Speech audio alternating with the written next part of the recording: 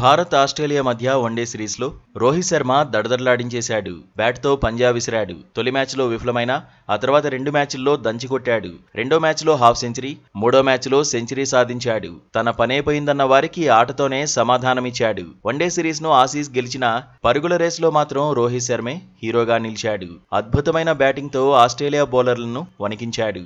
అయితే ఇప్పుడు ఆసీస్తో T20 సిరీస్కు Bharat ready అయింది. వన్డేల్లో రోహిత్ శర్మ దుమ్ము రేపితే ఇప్పుడు ఈ టీ20లో అభిషేక్ శర్మ నుంచి డేంజర్ తప్పదని ఆతిథ్య జట్టు భయపడిపోతోంది. ఒక శర్మ వెళ్లిపోతే ఇంకో శర్మ వచ్చాడని ఫ్యాన్స్ సైతం చర్చించుకుంటున్నారు. నిజానికి టీ20లకు రోహిత్ శర్మ రిటైర్మెంట్ ప్రకటించాక అభిషేక్ ఎంట్రీ ఇచ్చాడు. టీ20 వరల్డ్ కప్ తర్వాత జరిగిన జింబాబ్వేతో సిరీస్ తోనే అంతర్జాతీయ కెరీర్ ను ఆరంభించాడు.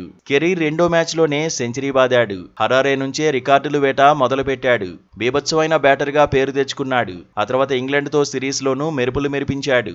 సెంచరీతో హైలైట్ అయ్యాడు. ఆసియా కప్ లోనూ ఇరగదీశాడు. టోర్నీ ఆరంభం నుంచి దూకుడు కొనసాగించాడు. 200 స్ట్రైక్ రేటుతో 314 పరుగులు సాధించాడు. 44.85 యావరేజ్ ను నమోదు చేశాడు. ప్రస్తుతం నెంబర్ 1 టీ20 బ్యాటర్ కూడా అభిషేక్ శర్మే. ఈ ఏడాది అద్భుతమైన ఫామ్ లో ఉన్నాడు. 12 టీ20ల్లో దాదాపు 50 యావరేజ్ ను నమోదు చేశాడు.